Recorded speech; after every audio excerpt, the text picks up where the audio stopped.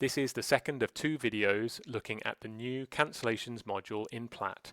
In the first video, we looked at configuration. In this video, we'll be looking at the day-to-day operations. So how do we cancel events and what happens to an event after it has been cancelled?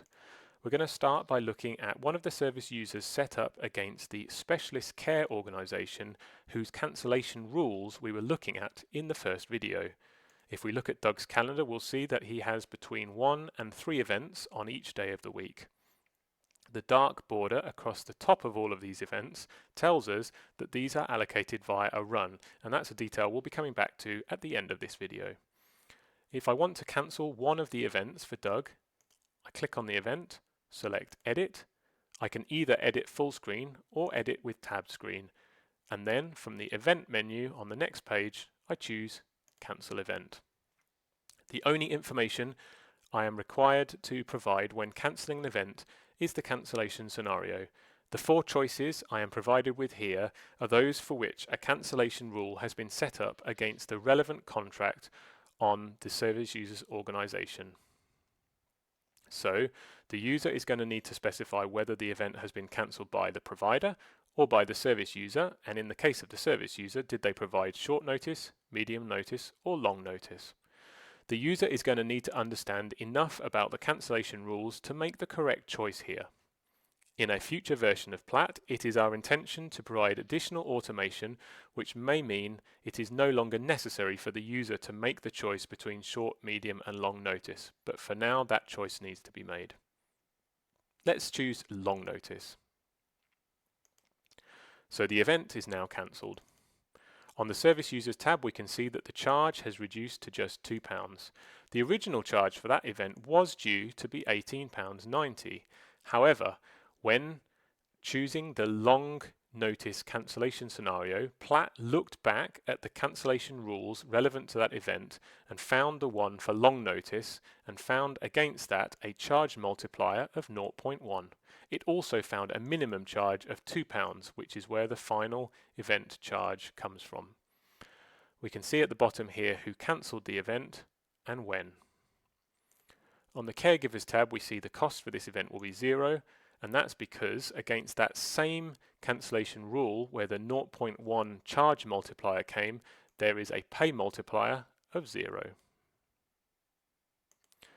Let's go back to the service user calendar now and see the effect of cancelling that event. This is the cancelled event, and it appears in a faded version of the same colour used for the original event type. The word cancelled appears here and more prominently here. The event was originally assigned to Caroline Dexter, and if we click on that event, we'll see that the cancelled event also appears on Caroline's calendar, but Caroline is free to perform other duties. She has an event at 10 AM, and that event could now be moved forward to 9. Though that overlaps with the cancelled event, it is not considered to be a clash. Let's go to the event again and consider what will happen after that event has been invoiced. The invoice will go out to the service user and the charge for £2. Let's say they are unhappy with that minimum and dispute it, and perhaps we decide to waive the £2 minimum charge. In that case, we would credit the invoice and then we would select Event, Adjust, Cancellation, Costs and Charges. From here, we see the charge multiplier and minimum charge that applies to Doug as a result of that event being cancelled, and the pay multiplier and the minimum pay amount that applies to Caroline as a result of that event being cancelled, and we can modify any of those values as appropriate. So if we decide to waive the £2 minimum charge, we put a 0 there and OK that. And if we look at the Service Users tab now, we'll see that the charge has reduced to £1.89 because the £2 minimum no longer applies. If the event was cancelled by mistake, we can revert the cancellation. This is another option from the event menu here, and after clicking revert, the event returns to its pre-cancelled state with its original charge of £18.90. Let's go back to the service user and see the effect of reverting that cancellation. Now we see that the event is showing unallocated. That's because we allocated the care worker to some different work and they are therefore no longer available for this event. So we've seen how to cancel a single event for this service user, but what if we want to cancel several events? We could do them one at a time, but it is more efficient to select service user and cancel events. This is a three-step wizard. At the first step, we choose the range of dates between which to cancel events. I'll choose Wednesday until Friday.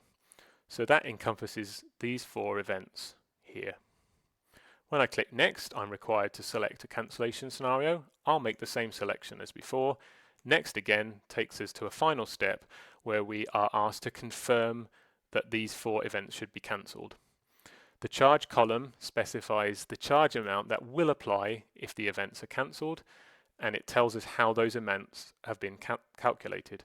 The costs column tells us the pay amounts that will apply if these events are cancelled, and again how those amounts have been calculated. Any event that's on a 2-carer run or has 2 care workers assigned to it directly will have 2 names in the caregivers column and 2 cost amounts.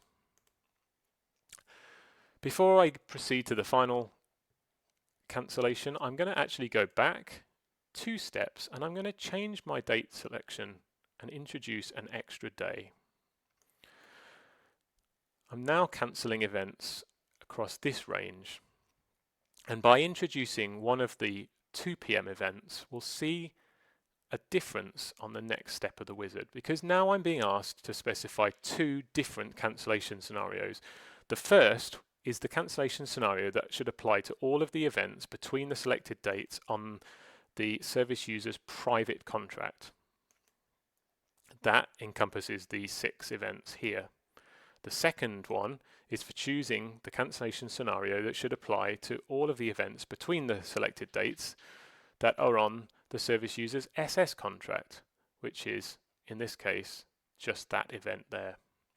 You'll notice that the cancellation scenarios that I can select from here are different to those that I select from here, and that is because the 2 contracts have got different cancellation rules.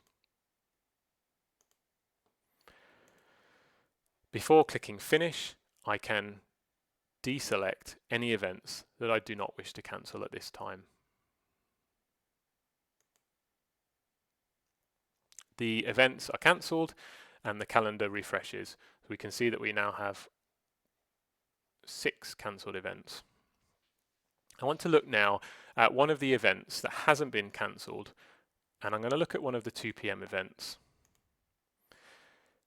Here we'll see that the event is allocated on a single carer run with an allocated worker, and there is also a second care worker directly assigned to that event. Now let's look at the same event cancelled on the previous day. Here we see now that the carer allocated to the run has been put directly against the allocation here, and we also have the directly allocated care worker. So what happens when cancelling an event that is part of a run is that at the point of cancelling the event, the care worker who was due to be allocated to the run on the day in question is taken and they are put here. That means that this care worker is the one for whom the pay amount for this event will apply. So it's important to note that when cancelling run allocated events, we lock in the care worker from the run allocations at the point of the cancellation being recorded. Finally, we'll look at suspensions. When a service is suspended, it's very possible that some of the events occurring early in that suspension will need to be charged for. At least some charge element will apply. If that is the case, you will need to cancel those events before the service suspension is recorded. I've already done that. I've got my events cancelled. So now it's simply a case of selecting Service User, Suspend Service, specifying the reason for the suspension and the date from which the service suspension will apply. When I click OK, the service is suspended and we see that all of the events are scheduled to occur after the start of that suspension that I didn't cancel have disappeared. Those events are not going to occur and they are not going to be invoiced or paid. However, the cancelled events remain, and these events will be subject to invoicing and payroll according to the relevant cancellation rules.